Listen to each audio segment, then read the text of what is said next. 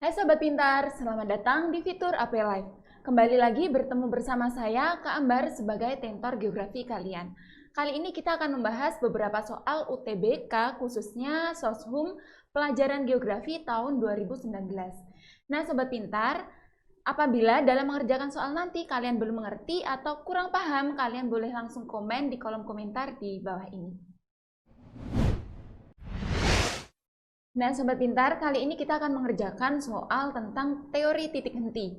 Silakan kalian coba kerjakan dulu ya dalam waktu 30 detik dimulai dari sekarang.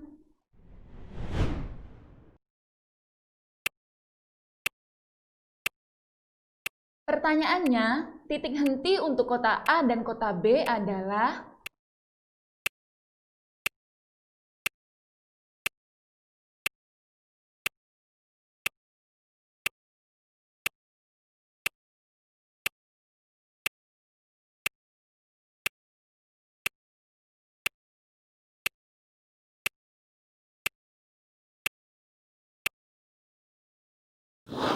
Nah, oke nih Sobat Pintar, bagaimana? Sudah selesai kan kalian mengerjakannya? Kalau sudah selesai, yuk langsung saja ya kita bahas bersama-sama. Jadi pada soal kali ini yang ditanyakan adalah teori titik henti antara kota A dan juga kota B. Yang diketahui di sini, kita tulis dulu. Diketahui. Di sini ada jumlah penduduk kota A. Jumlah penduduk kota A kita ibaratkan adalah PA. PA-nya sebanyak 213.300 jiwa.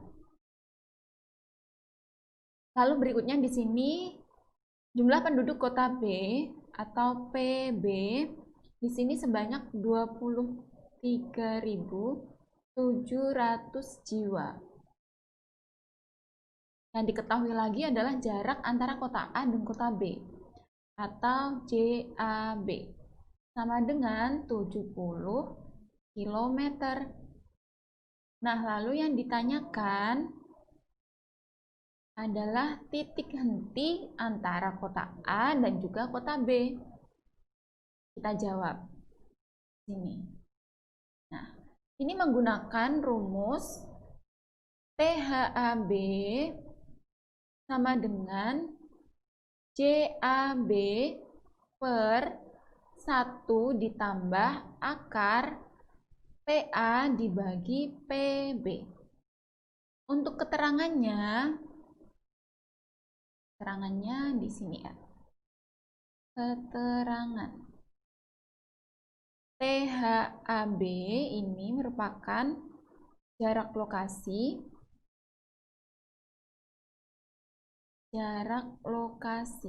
titik henti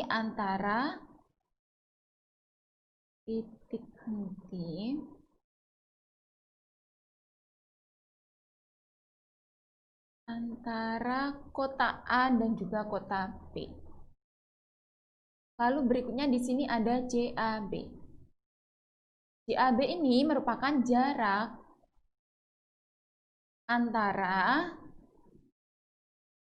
wilayah A dan juga wilayah B. Lalu di sini diketahui lagi PA. PA ini merupakan jumlah penduduk kota A.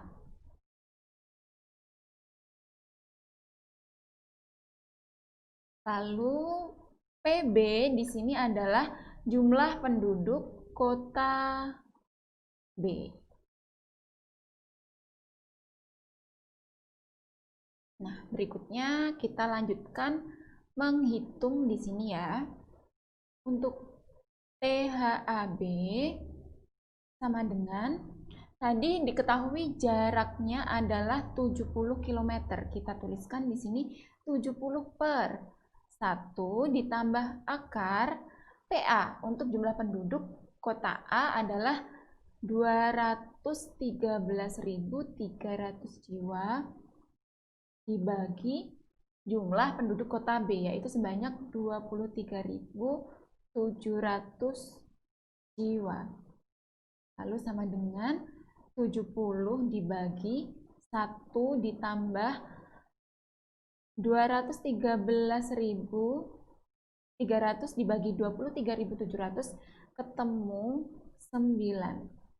Sama dengan 70 per 1 ditambah akar 9 adalah 3. Jadi di sini 70 dibagi 4 sama dengan ketemunya 17,5.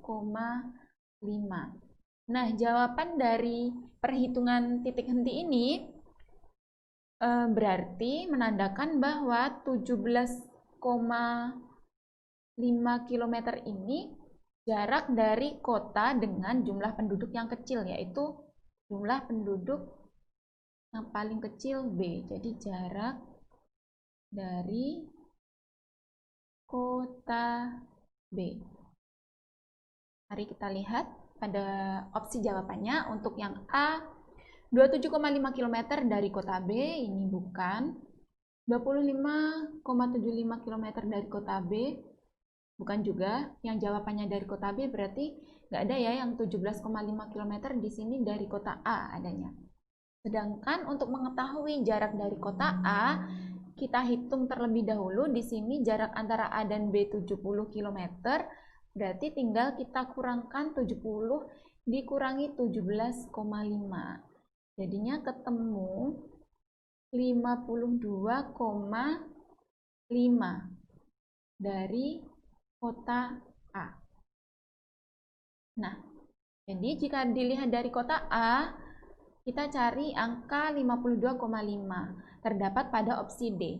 Jadi titik henti antara kota A dan kota B adalah 52,5 km dari kota A. Oke Sobat Pintar, bagaimana dengan jawaban kalian? Yuk kita lanjut ke pembahasan soal berikutnya. Nah Sobat Pintar, kali ini kita akan menyelesaikan soal tentang indeks konektivitas. Silahkan kalian coba kerjakan dulu ya dalam waktu 30 detik dimulai dari sekarang.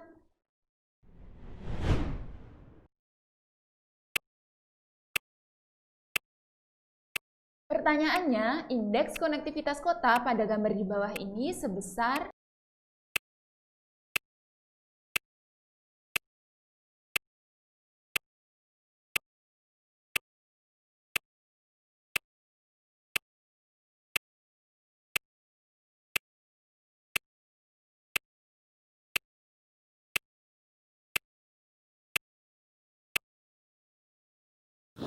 Nah, oke nih Sobat Pintar, bagaimana? Sudah selesai kan kalian mengerjakannya? Bagaimana dengan jawaban kalian? Pasti banyak yang benar kan? Jadi pada soal kali ini kita diskusikan terlebih dahulu. Indeks konektivitas ini dibutuhkan untuk mengetahui kekuatan interaksi antar kota berdasarkan jaringan jalan. Jadi tersedia rumus seperti ini nih Sobat Pintar. Indeks konektivitas sama dengan E per P. Untuk keterangannya, ini adalah indeks konektivitas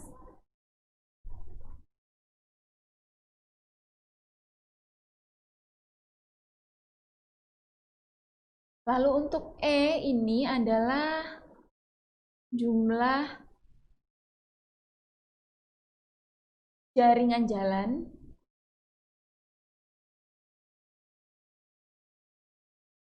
yang menghubungkan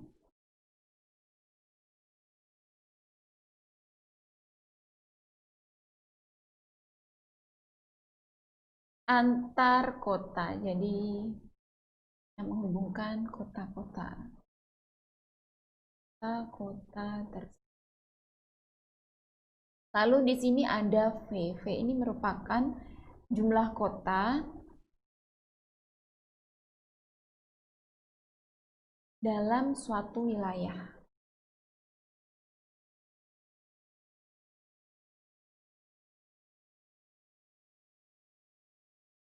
Berikutnya kita hitung dulu ya Sobat Pintar. Jadi di sini indeks konektivitasnya sama dengan E. E tadi adalah jumlah jaringan jalan yang menghubungkan kota-kota. Yuk kita hitung dulu ya. Di sini ada 1, 2, 3, 4, dan 5. Berarti ada 5 jaringan jalan. Kita tulis dulu. 5 per V adalah jumlah kota dalam suatu wilayah. Di sini ada kota yang pertama di sini. 2, 3, 4. Berarti jumlah kotanya ada berapa, sobat? Ya, benar sekali ada 4 ya. Kita tulis dulu di sini. Berarti 5 dibagi 4 ketemunya adalah 1,25. Kita cari pada opsi jawaban yang jawabannya adalah 1,25. Terdapat pada opsi D. Oke, sobat pintar, yuk kita lanjut ke pembahasan soal berikutnya. Nah, sobat pintar, kali ini kita akan menyelesaikan soal sebab akibat tentang global warming. Silakan kalian coba kerjakan dulu ya dalam waktu 30 detik dimulai dari sekarang.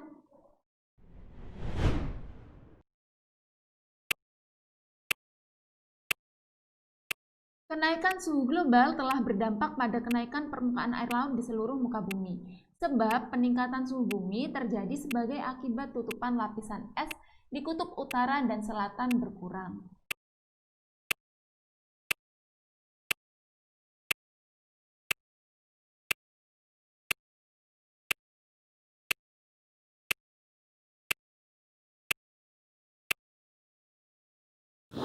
Nah, oke nih sobat pintar, bagaimana? Sudah selesai kan kalian mengerjakannya? Kalau kalian sudah selesai, yuk langsung saja ya kita diskusikan bersama-sama. Jadi pada soal kali ini yang ditanyakan adalah tentang global warming. Untuk pernyataan pertama adalah kenaikan suhu global telah berdampak pada kenaikan permukaan air laut di seluruh muka bumi. Jadi di sini adalah dampaknya. Sedangkan yang perlu kita ketahui terlebih dahulu adalah pengertian dari global warming. Global warming atau pemanasan global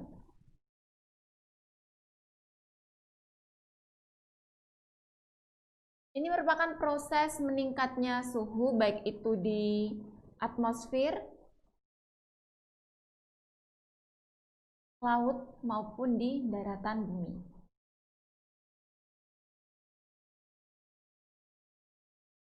Nah, hal ini sebagai akibat dari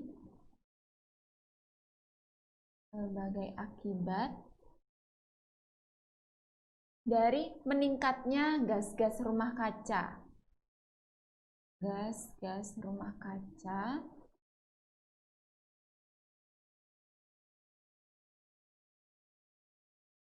akibat aktivitas manusia melalui efek rumah kaca ya, misalnya seperti penggunaan kendaraan bermotor dan lain sebagainya ya sobat. Lalu hal ini dampaknya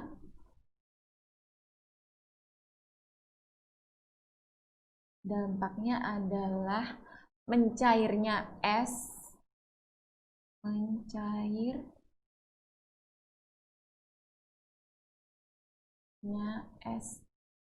mencairnya es di kutub utara maupun di kutub selatan, sehingga biasanya menimbulkan banjirop karena adanya kenaikan permukaan air laut. Seperti halnya terjadi di wilayah pantai utara, di wilayah Jakarta dan juga wilayah Semarang. Jadi untuk pernyataan yang pertama di sini ada kenaikan suhu global telah berdampak pada kenaikan permukaan air laut di seluruh muka bumi. Untuk dampaknya ini benar. Berarti ini tepat ya untuk pernyataan pertama. Sebab peningkatan suhu bumi terjadi. Di sini poin pentingnya adalah sebagai akibat. Tutupan lapisan es di kutub utara dan selatan berkurang. Sedangkan di sini lapisan es di kutub utara dan selatan berkurang ini merupakan dampak dari adanya pemanasan global.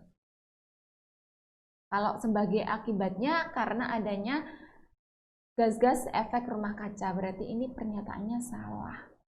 Kita cari opsi yang pernyataan pertama benar dan pernyataan kedua salah.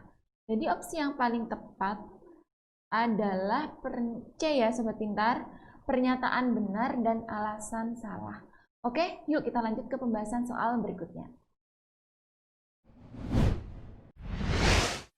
Sobat pintar, kali ini kita akan menyelesaikan soal sebab akibat tentang penginderaan jauh. Silahkan kalian coba kerjakan dulu ya dalam waktu 30 detik dimulai dari sekarang.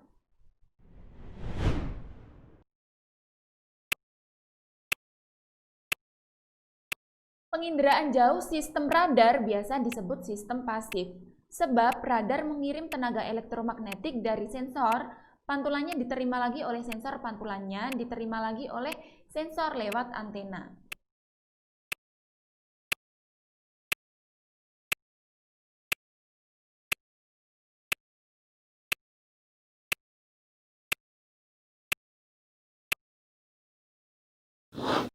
Nah, kini Sobat Pintar, bagaimana? Sudah selesai kan kalian mengerjakannya? Kalau sudah selesai, yuk langsung saja ya kita bahas bersama-sama. Jadi pada soal kali ini kita akan membahas tentang komponen penginderaan jauh. Nah, untuk pernyataan yang pertama, di sini ada penginderaan jauh sistem radar biasa disebut sistem pasif. Apakah benar hal ini? Kita buktikan ya. Jadi, berdasarkan komponen penginderaan jauh dibagi berdasarkan sumber tenaga. Oke, sumber tenaga ini dibagi lagi menjadi dua nih Sobat. Untuk sumber tenaga yang pertama adalah tenaga alamiah atau biasa disebut dengan tenaga pasif. Hal ini misalnya seperti sinar matahari.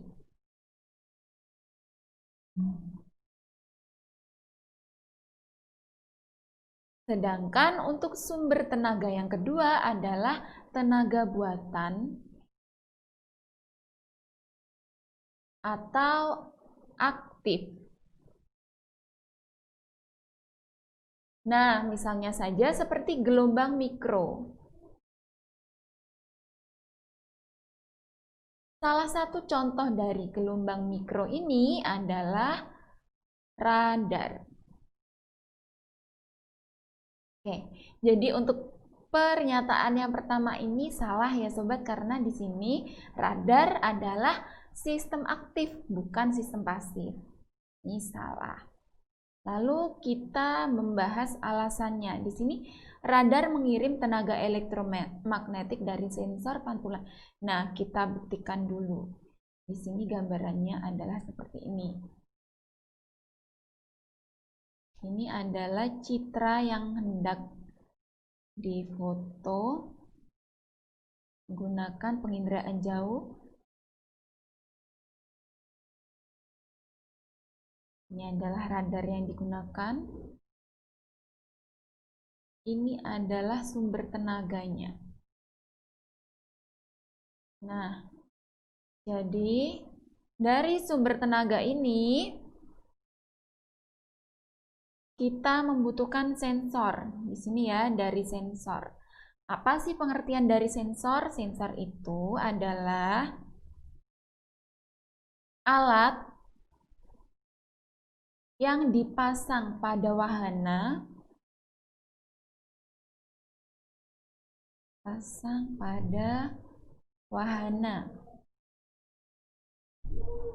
baik itu wahananya berupa pesawat maupun satelit atau satelit. Pengertian dari wahana ini ya Sobat, wahana ini merupakan kendaraan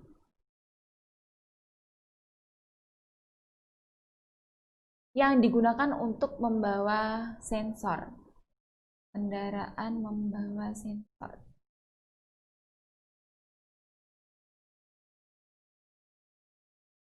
Jadi radar akan mengirimkan tenaga elektromagnetik dari sensor dan pantulannya akan diterima oleh sistem lagi dan lewat antena.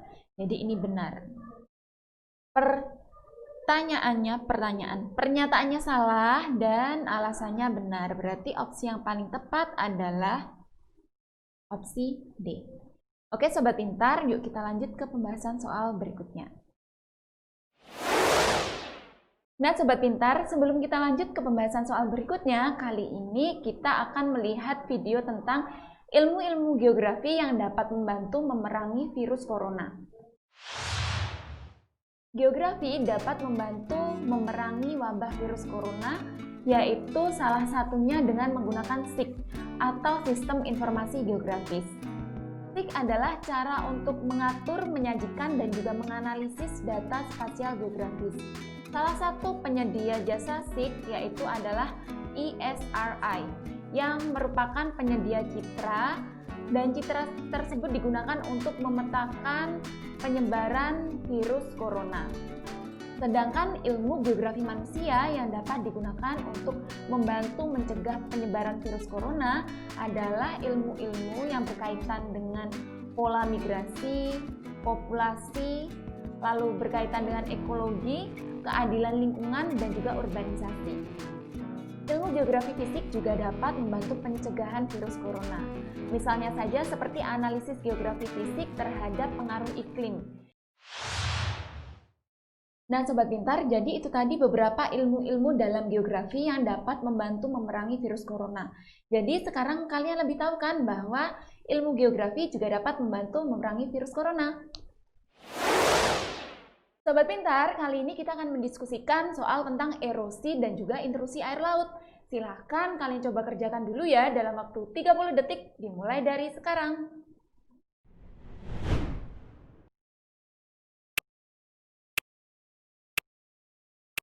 Erosi air laut adalah proses masuknya air laut ke daratan ke pesisir melalui porositas tanah atau batuan membentuk interface. Sebab pengambilan air tanah besar-besaran melebihi debit jenisnya, disertai kurang upaya konservasi air untuk memberi umpan daerah resapan air, menyebabkan kekosongan lapisan akuifer.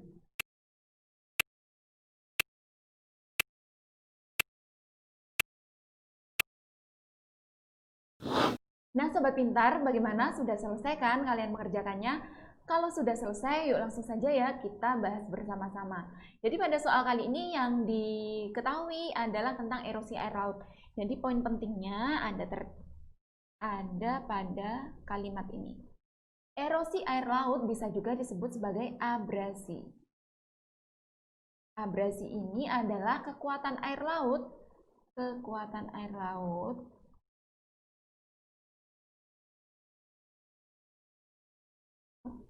yang terletak pada ombak ya biasanya. Sehingga yang terkikis adalah benda-benda yang dihantam oleh ombak. Misalnya saja seperti karang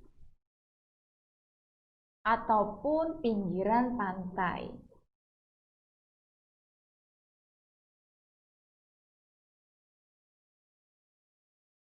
Nah, sedangkan di sini pengertian dari erosi air laut adalah proses masuknya air laut ke daratan, ke pesisir melalui porositas tanah batuan membentuk interface. Ini adalah pengertian dari intrusi air laut. Intrusi air laut. Nah, sedangkan intrusi air laut ini memang benar disebabkan oleh pengambilan air tanah secara besar-besaran melebihi debit jenisnya. Jadi untuk alasan ini benar sekali.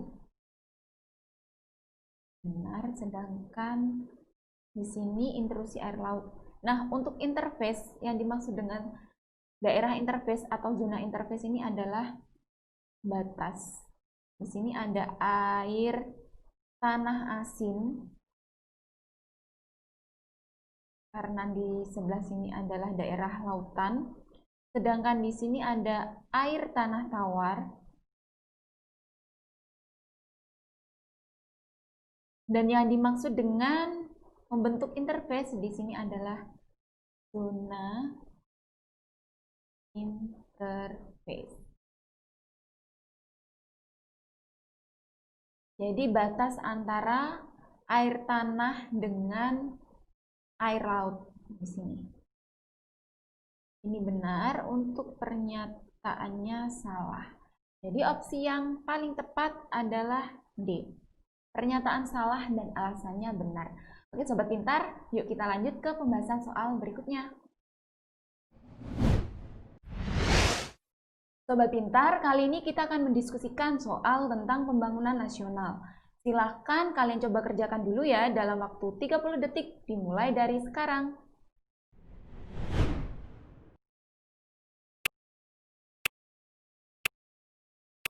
Pertanyaannya, kondisi kependudukan yang mendukung keberhasilan pembangunan nasional adalah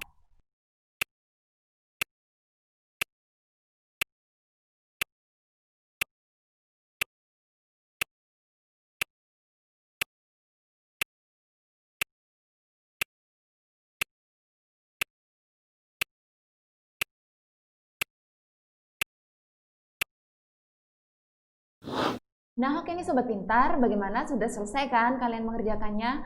Kalau sudah selesai, bagaimana dengan jawaban kalian? Pasti banyak yang benar. Oke, yuk kita diskusikan bersama-sama. Jadi pada soal kali ini yang ditanyakan adalah tentang keberhasilan pembangunan nasional, tetapi berdasarkan kondisi kependudukannya. Nah, penduduk adalah modal penting di mana dalam pembangunan nasional. Pembangunan nasional ini pengertiannya adalah rangkaian pembangunan berkesinambungan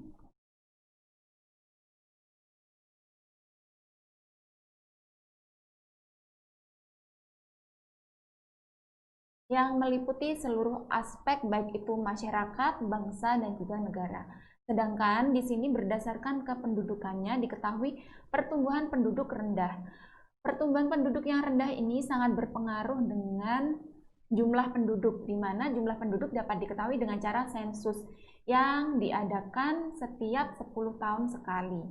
Dengan jumlah penduduk yang semakin besar, berarti jumlah beban negara juga semakin besar, misalnya saja seperti pembangunan sarana prasarana pendidikan, kesehatan, dan juga lain sebagainya.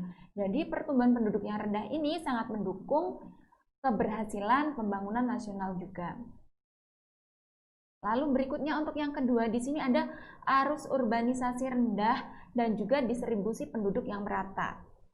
Di mana ketika arus urbanisasi rendah dan distribusi penduduk merata ini berarti beberapa wilayah seperti yang terjadi di wilayah Indonesia yang berbentuk kepulauan dengan distribusi yang merata berarti sangat mendukung keberhasilan pembangunan nasional.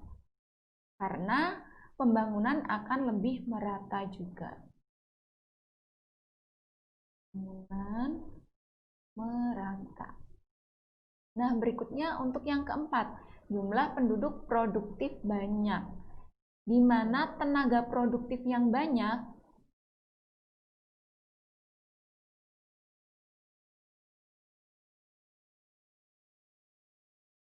berarti tenaga produktif yang banyak akan memiliki beban yang sedikit terhadap tenaga non-produktif.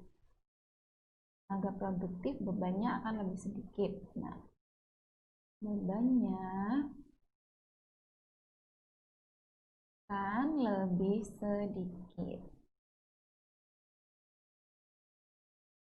Ini benar, dan ini juga benar. Jadi opsi yang paling tepat adalah E ya sobat, semuanya benar.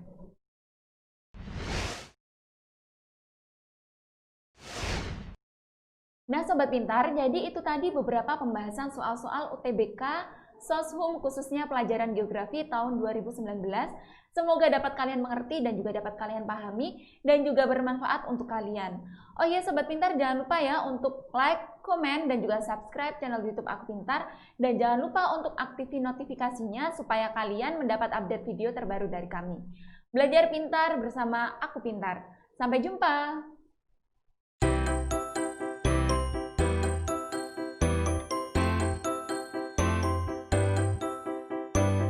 Belajar pintar bersama Aku Pintar. Download sekarang.